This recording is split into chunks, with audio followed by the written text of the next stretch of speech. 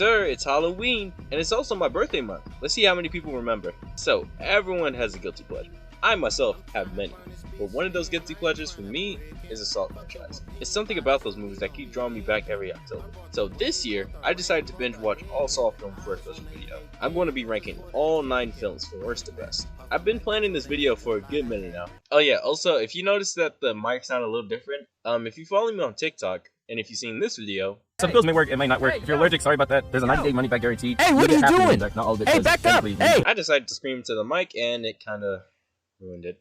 But let me stop wasting time. This is every Saw movie ranked. Keep it buddy, they don't want no problems. Now you may be saying, Tim, I thought you loved the Saw movies. What could possibly be the worst one? Oh, that's easy.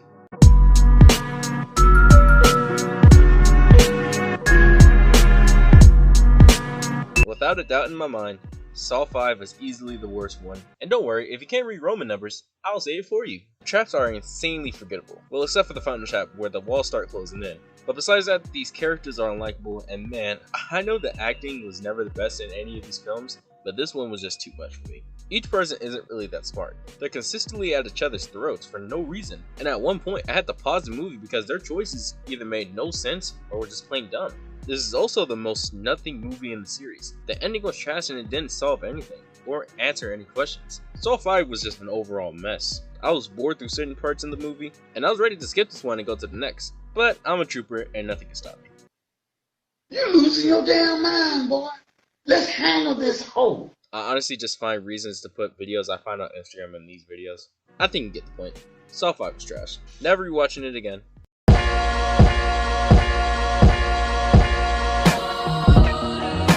Only saving grace with this movie is that some of the traps are pretty good.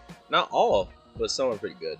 It made me feel uncomfortable to some degree. Everything else is the problem though. For a supposed final chapter, it's incredibly underwhelming. I can dig Lawrence being John's right-hand man, but they made it extremely obvious that he was up to something earlier. So it made the reveal kinda weak. The whole point of John's traps is that he never kills his victims, and it's up to the player to decide whether they want to live or die. In this film, it's completely thrown away, and it becomes a slasher film, throwing that whole concept down the drain. I have no clue why the blood in this movie is pink, but whatever. And Jill, talk about a waste of a character. The only thing she does in this movie is snitches on Mark, and that's it. Mark chases her, and he uses the reverse bear trap, and she's gone. Remember guys, there's no such thing as a happy ending in the Saw movies. It's satisfying to see Mark get what he finally deserves, but it's not enough to save this movie. The main guy we follow is just here because he lied about being in the trap he was never put through, so he's put through multiple tests. And yes, I do like most of these traps. I don't care much for these characters either. Overall, just a mid movie.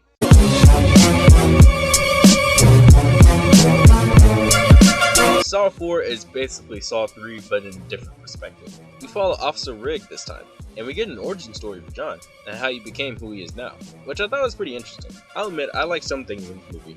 Not a whole lot, but there's a few things here and there. I think it's cool that the movie takes place at the same time as the third movie. Yeah, that's it.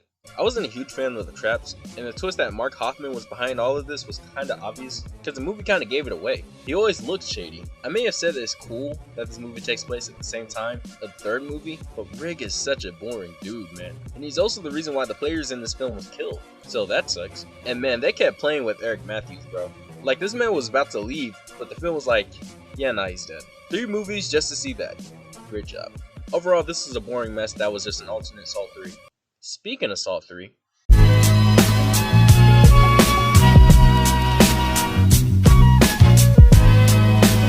and here we have the film that started the downfall of the Saw films. Now, I don't hate this movie, I just think it's okay. I think the traps in these movies are pretty good, and almost every trap made me feel uncomfortable. The shot collar was a cool idea. In my opinion, I think this is the bloodiest film in the series. Every trap or any scene involving John is extremely bloody. I think my only problem with this film is that Amanda is crazy unlikable. I was excited to see that she was taking over for John, but to make her take her job way too serious and act disrespectful for no reason. I know that they explain her behavior in later films, but still doesn't excuse her behavior before she was getting blackmailed by Mark. Yeah, one thing this series loves to do is to explain every small detail. Sometimes it's cool, but most of the time it's just okay. Another thing is Jeff is just boring. Every time we went back to him, I was bored.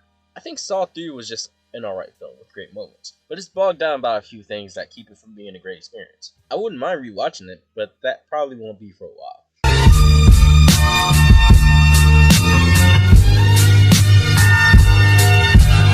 Before this video, I never saw this movie, so I went in blind, and that was kind of for the best. I dig this movie. When it gets to the games, the movie really picks up. The traps in this movie are well done. The trap involving the carousel was really creative. The movie gets tense mainly because the beat plot, where everyone is starting to catch on that Mark may be the new Jigsaw killer, which is honestly horrible at hiding the fact that he's clearly the bad guy. Every scene he looks like he's up to no good. I'm happy they gave Jill more to do in this film. She was told by John to flip Mark to a test, and we get to see a new reverse bear trap. Even though Mark makes it out, he cuts the side of his mouth pretty bad. The guy we're following isn't all that bad either. Each test he's put through is really good. And after watching Saw 5, this was a huge improvement. I don't like Saw 5. The final act, man, it's so good, bro. Things just get so hectic. We found out that the mother and her son, who's played by Roderick, have the option to kill William, due to him killing their father/husband. And he surely takes that chance. This trap is gross, but it's not bad. Overall, Saw 6 was a pleasant surprise. The traps are pretty good, the characters aren't annoying. I'm impressed with this movie. I could positively see myself watching this movie in the future. 危険ですから黄色い線の内側に下がってお待ちください。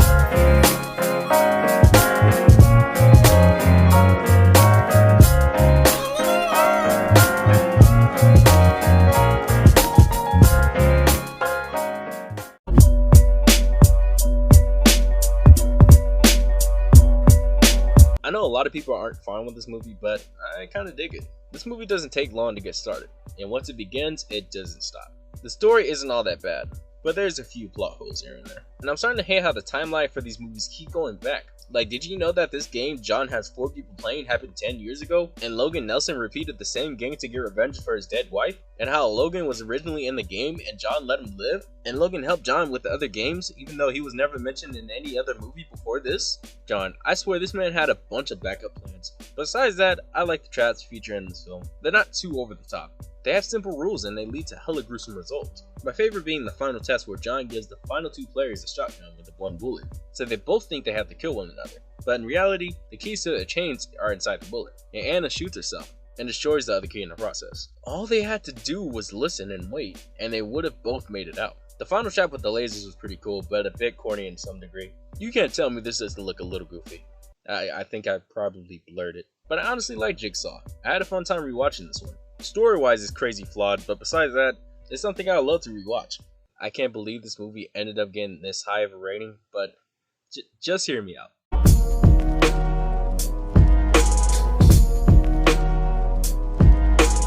When I first watched this movie earlier this year, I didn't think much of it, but thankfully, since I was doing this video, I got a chance to rewatch it, and I low-key think this movie kinda slaps. Also, after watching Saw 5 and 7, it helped me realize that Spiral wasn't as bad as I made it out to be. It's more simple than the previous films. The reason I dig this mainly is because it's not trying to add something new to the timeline. John Kramer is mentioned, yes, but nowhere to be found in this movie, which I honestly don't mind. It's cool that this movie doesn't really rely on flashbacks or nostalgia to carry itself. Each trap is new, and for the most part, I like them. Except the Tara one, that one made no sense. Kurswalk's acting is hit and miss. Sometimes I think he's doing a pretty good job, and then he ruins it by yelling in a car. I don't mind William being the new Jigsaw killer. I think his reasoning is great, and you understand why he wants to do so. But I don't like this pig puppet, and come on, nothing will ever beat Tobin Bell's voice coming out on the TV screen.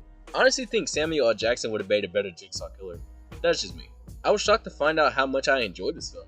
Like, I was expecting to say nothing positive. But I'm happy I gave this movie another chance, because I unquestionably have another Saw film to rewatch in the future. Okay, we're on the final 2.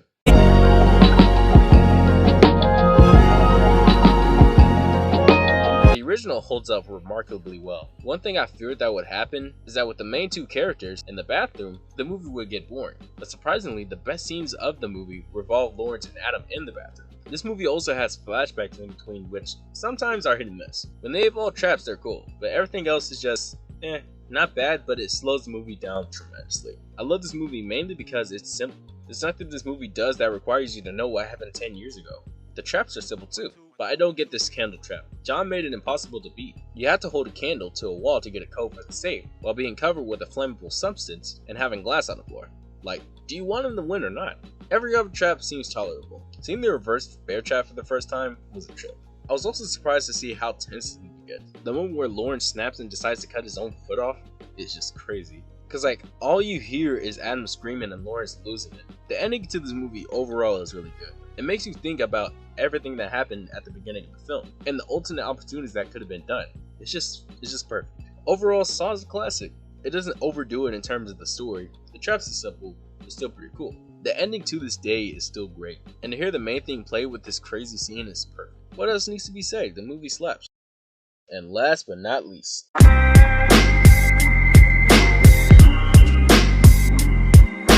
easily one of my favorite horror films of all time. I love Saw 2. This movie seriously opens up with one of my favorite traps. The trap in itself is unfair, but I still love it. Unlike other Saw films, the group of people we follow aren't unlikable. They're just extremely stupid. Everyone's put through these mini traps, whether it's finding a key in a pit of used syringes, which is disgusting, getting their hands stuck in a box, and being trapped in a furnace that could burn you alive. I don't mind these smaller traps. They honestly don't take that much time to find out how to finish.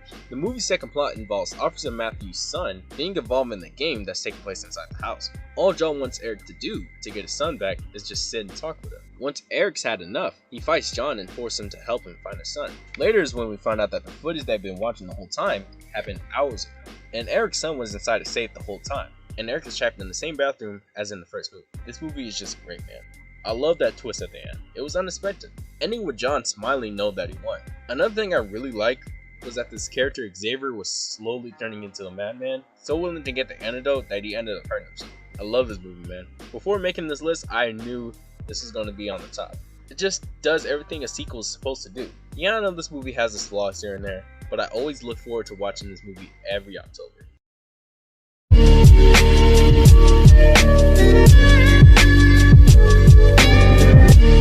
That's it. I did it. I somehow watched all these movies in order faster than I expected. What can I say? I love the Saw movies. Actually, let me correct myself. I love most of these Saw movies. As much as I love movies that make you feel and think about what you just watched, sometimes it's fun to sit back and watch a film series that doesn't need to be a cinematic masterpiece. It's nice to just sit back and watch something either so silly or so dumb that is low-key kind of a blast to watch. That's how I see the Saw series. Saw will always and forever be one of my favorite horror franchises, and I'll always be here to rewatch them every October. Only the ones I like.